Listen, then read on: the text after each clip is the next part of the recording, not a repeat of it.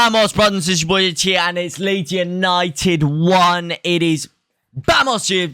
Vamos, brothers, it's your boy JT, and welcome back to another episode of South Stand Stories. It's Leeds United 2, Wolverhampton Wanderers 1, and what a game it was. It was a beautiful performance. A lot of people have counted us out. A lot of people said we were done and dusted, but we proved every single one of them wrong today. A statement victory, a Jesse masterclass. And boy, what a game it was. I was meant to do this a little bit earlier. I did completely fall asleep because I'm so dead. I haven't slept and it's been mad. My voice is gone. It is absolutely hoarse, but it was a great time. Pre-season just doesn't slap like that, all right? Doesn't slap like that. Having a full-on Premier League game with the boys again was an absolute pleasure to sit down with all of you guys and watch it. And what a game it was. It was a real end-to-end barnstormer in that first half there. There was so much action. Every single time they showed a highlight and it cut back to the game, oh, man, there was someone else who was on the counter-attack. Leeds were coming forward there, and especially Brendan AARONSON. He was dominating that counter-attack every single time there was a loose ball to be won. He was picking it up. He was driving forward. He was creating angles. He was creating space. He was getting Leeds going forward. He was sensational today. He was goddamn saucy. All right. It was unfortunate he didn't get his goal. I thought he got the goal. For ages, I thought he got the goal. But it does seem like it has gone down as an own goal. But everything he was doing, not just the goal, not just the almost assist, but his work rate, his tenacity, his hunger, his never say die attitude was something that beggars belief, really. I mean, that first goal only came about because of his work rate. The ball was lost, all right? It was pinballing around the box. It was a dodgy pass from Harrison. The ball was completely lost. It was like there wasn't even a ball to be won. And out of nowhere, AARONSON doesn't give up. He manages to somehow win the ball back. It bounces off and deflects off like Harrison and finds its way out to Rodrigo Moreno, and we managed to score from it, which, by the way, what a finish as well. I touched on it before. Tighter, or the angle was tighter than Atori's pockets, and he manages to get it out of his footing and rip the shot down into the bottom right-hand corner. Yes, you could argue that the goalkeeper should have done better there. Should he have saved it? Should he have not have saved it? He probably should have. He probably should have had a better hand. Probably should have pushed it wide. But the thing is, when you take a shot quickly like that, you're always going to cause the keeper problems. And that's why he wasn't able to save it. Because, yes, it wasn't completely in the corner. He managed to get a hand to it. It was near post. But when you take a shot quickly, you catch the keeper off guard. That's when you're likely to score. That's when you've taken the gamble, and that's when it usually pays off. And that's exactly what happened for Rodrigo Moreno. And everybody's been saying, oh, sell him. Let's cash in now. He's done. We need another striker. And Rodrigo Moreno has got himself a goal. Could this be a massive season for him? He's proved a lot of people wrong there. Big stuff from Rodrigo Moreno, man. I was very happy to see him score. Rodrigo Moreno, yeah? Rodrigo Moreno, the Real Diao.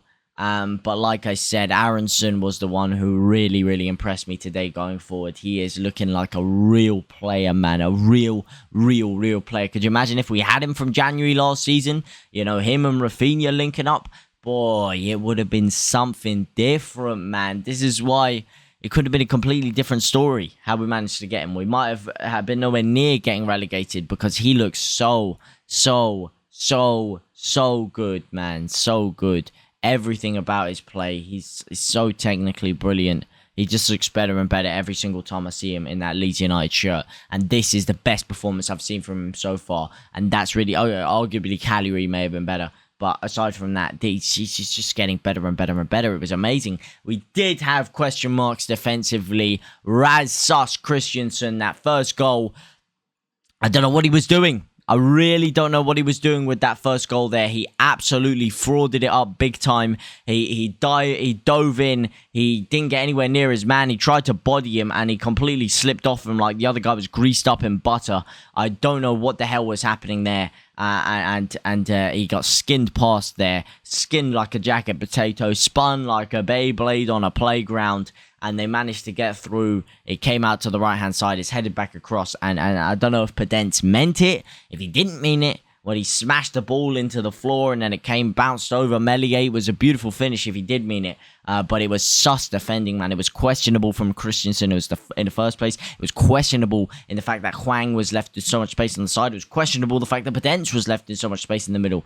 It was just questionable defending, full stop. And speaking of Podence was causing Rasmus Christensen a lot of problems throughout the game. He really was. And it wasn't the best for him. It wasn't the best opposition for Rasmus to come up against. He did look a bit sus at times, but he made up for all of it with a beautiful sliding challenge, mate. A beautiful sliding challenge. He just about came in there, clutched it. If he didn't make that sliding challenge, we would have been done. It would have been 2-1 Wolves. It would have been all she wrote. Yeah.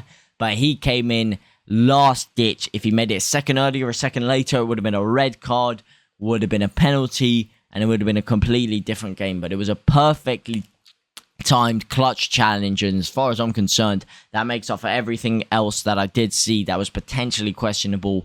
A bit of clunkiness from him at times, but he needs to get up to the pace of the Premier League for sure. And I'm going to give him time. I'm not going to jump on him too early, but it is important to note that he did look a little bit clunky and a little bit out of it at times. The rest of the defense, very good. Struijk was getting skinned a few times down that left-hand side. He was getting skinned like a Cheshire cat at times. But otherwise, Struijk was pretty solid. He was pretty solid down there. But you also had Llorente and you had Koch in there. Again, I thought they had a good showing. Llorente at times was falling asleep. He was a little bit lackluster positionally, but on the ball, oh man, he was good. He was back to his best at times. But this is the thing with Llorente. You can see him do some beautiful stuff on the ball like that, and the next second he'll fall asleep and give something stupid away. I think their positioning was a bit suspect for the first goal, like I said, leaving so much space in the middle of the park. But otherwise, I thought I thought they had held a good account to themselves. I thought they played very well in there. But the main thing that caused our defense to be strong was that midfield. Oh, Rocker and Adams rocking and rolling until the sun stopped shining. Yeah, they were amazing in there. They were insane. They were impenetrable at times. They were really good on the ball. They were springboarding us on counterattack after counterattack after counterattack. They were pressing up high. They were winning the ball back quickly. They were intense. They were dynamic. They were like a dynamic image from a shapeshifter card, and they were shape-shifting around the middle of the park like nobody's business. Rocker was dictating the tempo of the game. Adams was everywhere. He was up front. He was in centre half. He was dynamite in there. That midfield pairing is absolutely beautiful, and that is one of the most important things that Leeds United have done this transfer window, is getting that midfield pairing in, and that is one of the most important reasons as to why Leeds' defence looks strong. Look, in the second half, right at the early beginning stages of the second half, it looked like Wolves were really causing us a lot of problems in there. They really were, and how many times have we seen it before? We failed to capitalise in the first half, failed to get the lead, and then the second half, a team gets a good spell of dominance for about 15 minutes, and they just put the game past us, 1 or 2 easy goals.